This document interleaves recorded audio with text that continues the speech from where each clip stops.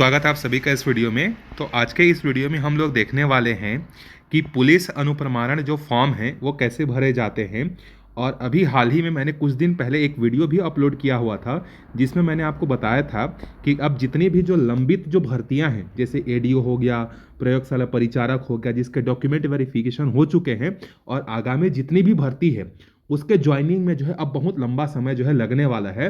क्यों? क्योंकि अब शासन ने आदेश निकाल दिया है, सामान्य प्रशासन विभाग ने, कि जब तक जो है पुलिस वेरिफिकेशन कंप्लीट नहीं हो जाता तब तक आप किसी को भी ज्वाइनिंग लेटर प्रोवाइड नहीं करेंगे।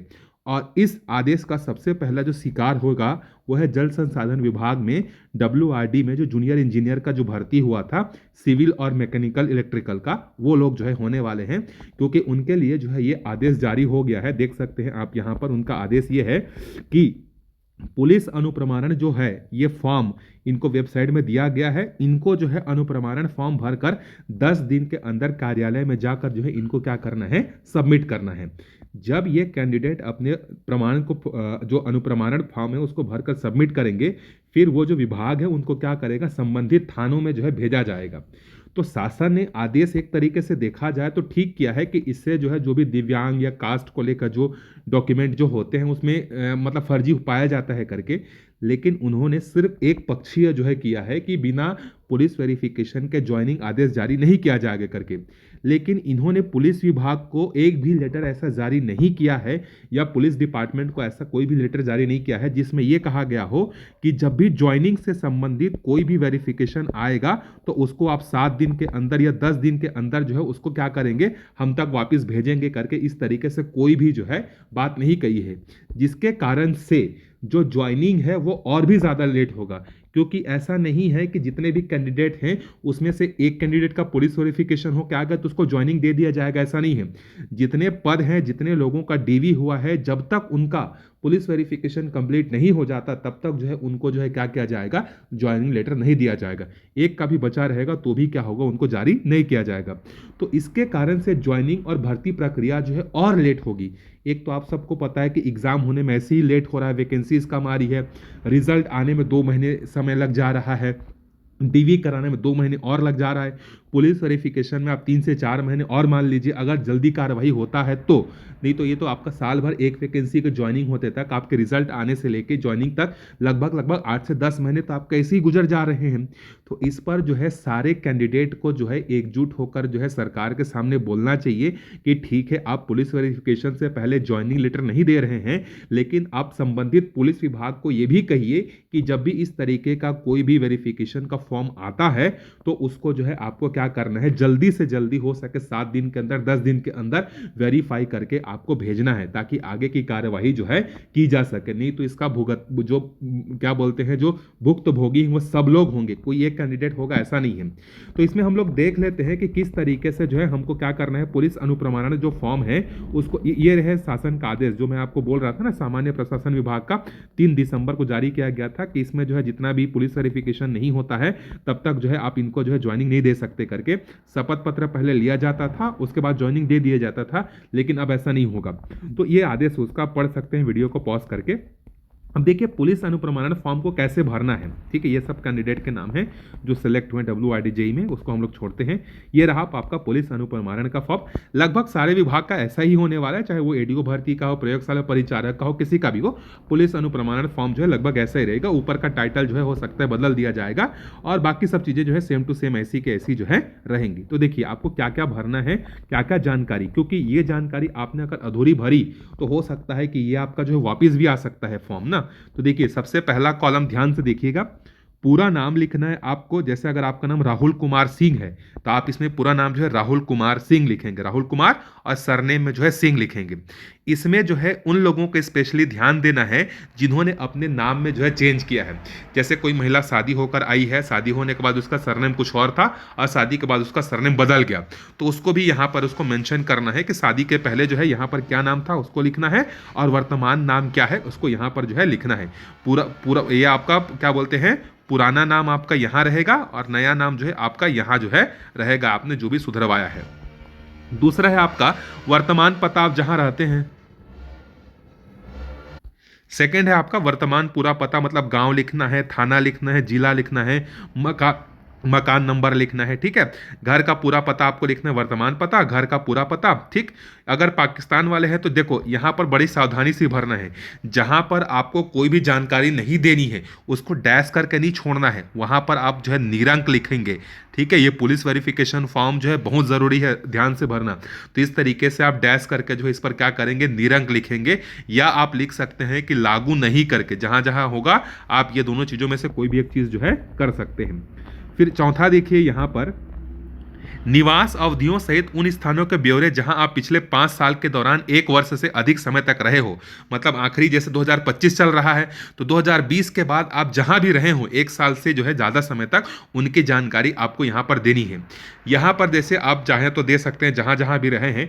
मेरा पर्सनल सजेशन ये रहेगा कि आप इसमें जो है ज़्यादा जो है ब्यौरा मत दीजिए, क्योंकि आप जितने ज़्यादा जगह का ब्यौरा देंगे आपका पुलिस वेरिफिकेशन फॉर्म जो है उतने ज़्यादा थानों तक जा सकता है। बाकी आपके विवेक के ऊपर है, मेरे भरोसे आप मत करिएगा, ब्लेम बाद में मत करिएगा। लेकिन मेरा सजेशन यही रहना है कि जितना ज़्यादा आप भरेंगे उतनी समस्या होगी। हाँ, जो शादी करके आए हैं उनको तो भरना पड़ेगा कि शादी के पहले का डेट कब तक कहाँ तक थे, और शादी के बाद का डेट। जो स्पेशली जो लड़के हैं वो जन्म से लेके वर्तमान तक आप ऐसा भर के जो है इसको क्या कर सकते हैं, लिख सकते हैं। खाली डैश डैश करके नहीं छोड़ेंगे, जहां जरूरत है वहां पर आप निरंक डालेंगे, ठीक है। बाकी आप अपने विवेक का उपयोग करेंगे, मैं क्लियर कट बोल दे रहा हूं यहाँ पर। आप बाद में ये क्लेम मत करिएगा कि इनका वीडियो देखकर मैंने यहाँ पर ऐसा कर दिया। आपकी इच्छा है जो भी है, बस मैं आपको एक सजेशन दे रहा हूँ, ये एक आइडिया बता रहा हूँ। फिर आगे देखिए, पिता की जानकारी, पिता का पूरा नाम लिखना है, पिता का वर्तमान पता लिखना है, घर का स्थायी पता लिखना है, क्या काम करते हैं उसको लिखना है, अगर कोई शासकीय सेवा में है तो उसका नाम लिखना है, पद का नाम लिखना है। फिर उसके बाद देखिए यहाँ पर आपके पिता की जो है राष्ट्रीयता क्या है, अगर इंडियन है तो भारतीय लिखेंगे, माता का लिखेंगे, पत्नी अगर महिला है शादी हो चुकी है तो अपने पति का लिखेगा, और अगर कोई पति शादीशुदा है तो अपनी पत्नी का लिखेगा, उम्मीदवार स्वयं का लिखेगा, ठीक है। उसके बाद पति या पत्नी जो भी है, महिला के केस में पति और पुरुष के केस में पत्नी का जन्म स्थान, कि उसका जन्म जो है कहाँ पर हुआ है वो लिखना है। फिर 7वें नंबर में ये कैंडिडेट से कहा जाएगा, यहाँ से जो है कैंडिडेट का आ जाएगा। कैंडिडेट जो है उसका जन्म तिथि क्या है, उसकी वर्तमान आयु क्या है, और मैट्रिक उत्तीर्ण करने समय आयु, 10वीं परीक्षा जब आप दे रहे थे तो उस समय जो है आपकी आयु कितनी थी उसको यहाँ पर भरना है। जन्म स्थान आपका कहाँ है, उस समय का जिला क्या है, राज्य क्या है वो भी आपको भरना है। वह जिला तथा राज्य जहाँ के आप निवासी हैं, तो छत्तीसगढ़ के हैं तो छत्तीसगढ़ के जो है लिखेंगे। आपका धर्म क्या है वो लिखेंगे आप यहाँ पर।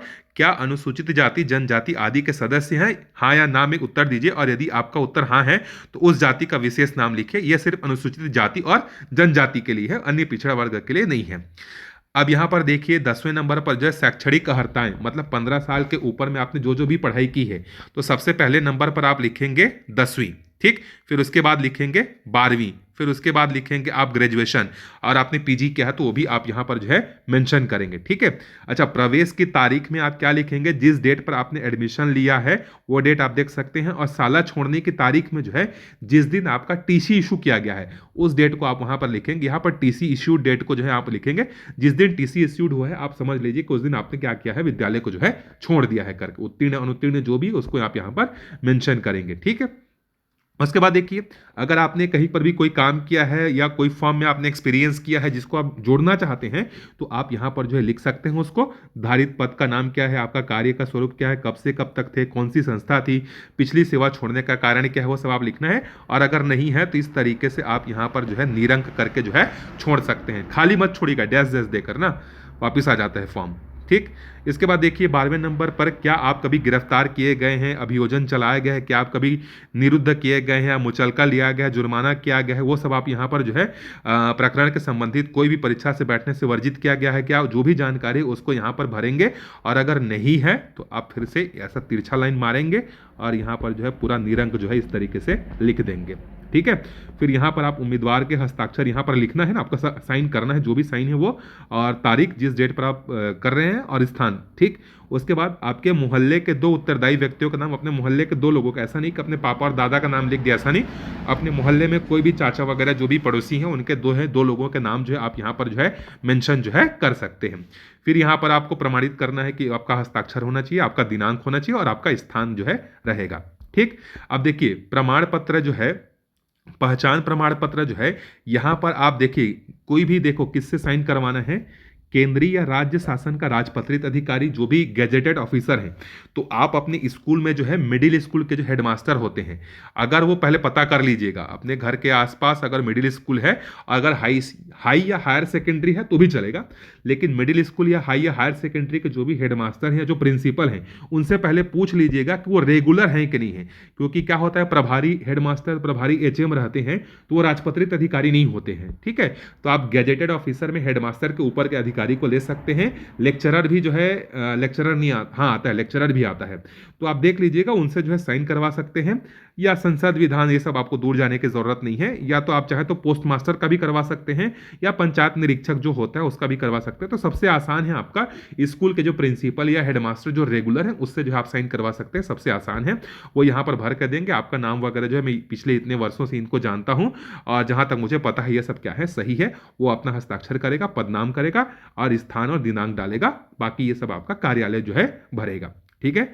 चलिए, अगर आपको वीडियो देखने के बाद कहीं पर भी फॉर्म भरते समय कोई भी डाउट है तो आप कमेंट कर सकते हैं और बता सकते हैं, या टेलीग्राम में जो है मैसेज भी जो है कर सकते हैं। टेलीग्राम चैनल है सीजी एग्जाम प्रीप करके, आप वहां पर जो है पूछ सकते हैं, लेकिन बड़े सावधानी से भरिए। अगर आपको मेरे से नहीं पूछ पा रहे हैं तो आप अपने किसी जानकार जो ऑलरेडी जॉब में है उनसे जो है पूछ कर जो है भरिएगा, बहुत सेंसिटिव चीज़ है ये, ठीक है।